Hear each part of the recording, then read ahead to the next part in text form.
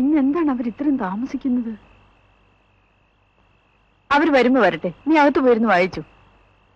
അച്ഛനും അമ്മ ഇപ്പൊ വരും. ദാ വരുന്നുണ്ട്.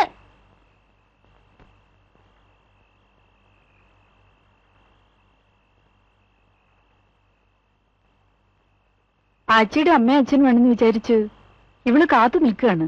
ഇവളെ കൊണ്ടുപോകാനാണ് ഇയാൾ വന്നത്. അവരെവിടെ?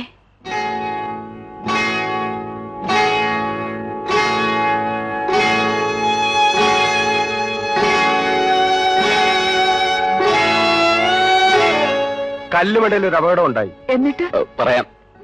അച്ചി, നീ ഇയാളുടെ കൂടെ പോകും. നീ വാടി വെച്ച്